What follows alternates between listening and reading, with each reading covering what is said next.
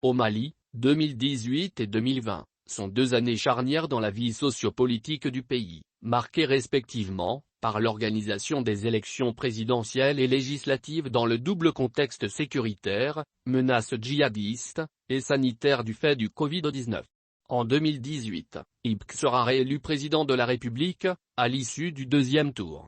Pendant des mois, les résultats de cette élection seront contestés par l'opposition regroupée au sein du Front pour la sauvegarde de la démocratie, FSD, dans certaines localités du pays où de nombreuses irrégularités avaient été signalées.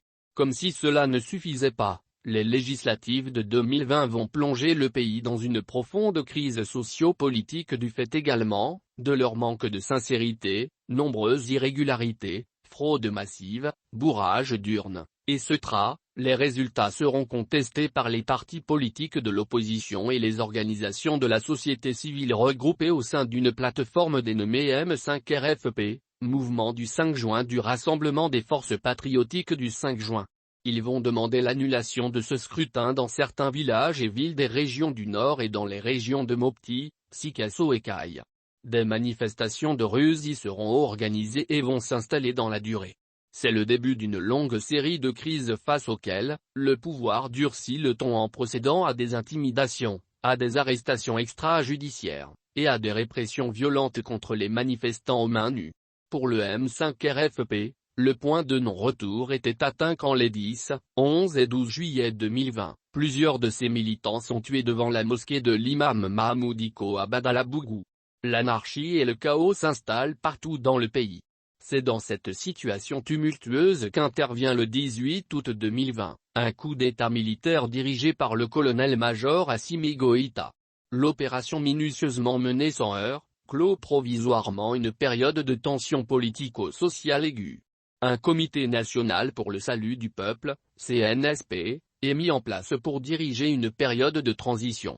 Au lendemain du 18 août, les condamnations extrêmement fermes pleuvent de partout. La communauté internationale dont la communauté économique des États de l'Afrique de l'Ouest, CEDEAO, par la voix des chefs d'État, condamne le coup de force par des sanctions fortes, suspension du Mali de toutes les instances de l'institution sous-régionale, embargo sur l'ensemble des transactions économiques, commerciales et financières, etc. Des mesures drastiques qui en réalité, étaient destinées à déstabiliser davantage un pays déjà exsangue et dont l'existence est menacée par cette année de gouvernance catastrophique d'Ibk et de son gouvernement. Premier diktat de la CEDEAO. Le 22 août, une délégation de la CEDEAO conduite par l'ancien président du Nigeria Goodluck Jonathan, arrive à Bamako. Après des jours d'âpres discussions avec la junte militaire, la classe politique, le M5RFP et la société civile, il a été convenu les mesures suivantes, mise en place d'un président civil, d'un vice-président militaire, d'un premier ministre civil et d'une durée de 18 mois pour la transition. Ce qui apparaissait aux yeux de la plupart des Maliens, encore comme un diktat, le second. Pendant ce temps, la mauvaise gouvernance fait son chemin, le pays bascule dans l'insécurité permanente et généralisée, perpétrée par les djihadistes qui attaquent des camps militaires, tuent en masse civils et militaires, détruisent des villages et des greniers, attaquent les symboles de l'État, absence du personnel de commandement, destruction des bâtiments administratifs, etc., dans le nord et le centre du pays. Ce triste bilan exaspéré par les conflits intracommunautaires dans le centre du pays, aboutit à la déliquescence de l'État qui s'enfonce davantage dans une atmosphère de crispation, de défiance et de manque de confiance entre les autorités de la transition et les acteurs politiques de l'ancienne majorité présidentielle, ceux-ci accusant les premières de vouloir s'éterniser au pouvoir. Cette situation, si grave soit-elle, n'a à aucune occasion fait l'objet de discussions entre les autorités politiques et militaires du pays et la délégation de la CEDEAO qui a superbement ignoré les vraies souffrances du peuple malien. Du 05 au 7 septembre 2021, le principal médiateur Goodluck Jonathan de la CEDEAO arrive une fois de plus, à Bamako. Au cours de cette visite, la délégation rencontre les autorités de la transition dont le Premier ministre Tchogel Kamaïga à qui les mesures suivantes sont soumises, le respect scrupuleux du calendrier électoral assorti d'un chronogramme, la fin sans condition de la durée de la transition à 18 mois, le refus d'une révision constitutionnelle. Ce comportement de la délégation apparaît comme une épée de Damoclès que la CEDEAO fait peser sur la tête du peuple souverain du Mali, troisième diktat. Ceci nous pousse à nous poser quelques interrogations sur cette institution sous-régionale. A-t-elle été créée pour résoudre des problèmes ou pour en ajouter en imposant son diktat aux pays États membres, chaque fois qu'une rupture de l'ordre constitutionnel intervient? Qu'a-t-elle fait depuis sa création en 1975, pour intervenir au Libéria et en Sierra Leone quand dans les années 80, ces pays étaient déchirés par d'atroces guerres civiles, le Mali, le Niger et le Burkina Faso, frappés par le terrorisme depuis 2015. Et ce, malgré la mise en place par la CEDEAO en 1999, d'une force d'intervention dénommée l'ECOMO, dont les principales missions sont l'observation, la supervision des cessez-le-feu, le maintien de la paix, l'intervention humanitaire, le déploiement préventif, la construction de la paix, le désarmement et la démobilisation. Qu'a-t-elle pu faire face à la mauvaise gouvernance dont les États membres, et encore quand en Côte d'Ivoire et en Guinée, Alassane Ouattara et Alpha Condé, ont tripatouillé la constitution de leur pays pour s'offrir un troisième mandat?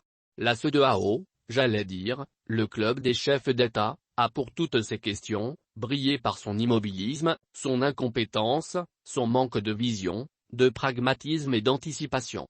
Au Mali, on sait désormais qu'elle bénéficie du soutien discret de certains hommes politiques qui passent tout leur temps dans les salons feutrés de Bamako et des capitales occidentales, à vilipender, calomnier et accuser les autorités de la transition de vouloir prolonger la durée de la transition. Cette CEDEAO a toujours fait une mauvaise lecture du problème malien, en le ramenant à la seule question électorale pendant que le pays est menacé dans son existence. Transition et prorogation, parlons-en. Au Mali, depuis la mise en place des organes de transition, les acteurs politiques sont divisés autour de la question de la prorogation ou non de la transition et du calendrier électoral. La plupart d'entre eux sont aveuglés par la haine et la vengeance et continuent de jouer à la fanfaronnade, à la démagogie et à l'hypocrisie. Ces politiciens mythomanes dont la langue est pire que l'épée de Zorro, ont trahi la République qu'ils ont livrée à une certaine communauté internationale qui impose sa loi comme dans une jungle. Pendant ce temps, le pays est menacé par les djihadistes qui massacrent presque tous les jours, détruisent des villages et des greniers et imposent une charia contraire aux prescriptions du Coran et en totale contradiction avec les lois de la République laïque du Mali. Le pays, bien que faibli par une série de crises, résiste tant bien que mal. Face à ce tableau apocalyptique, la prolongation de la transition devient aujourd'hui, plus qu'une nécessité, un impératif afin de sauver la République en péril. Pour ce faire, nous avons le devoir de soutenir les actions des autorités de la transition dans leur volonté de refondation de l'État et dans leur lutte contre la mauvaise gouvernance.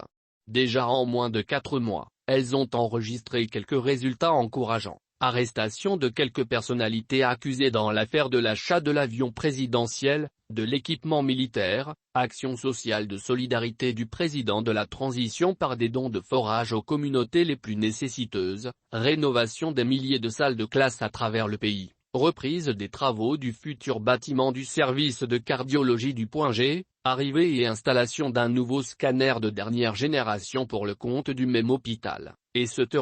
Notre soutien également, à notre justice animée aujourd'hui, par une nouvelle génération de magistrats patriotes, honnêtes et dévoués, fortement engagés dans la lutte implacable contre la corruption, la gabegie financière et l'impunité. C'est quand l'écurie aura été suffisamment nettoyée des fossoyeurs de la République,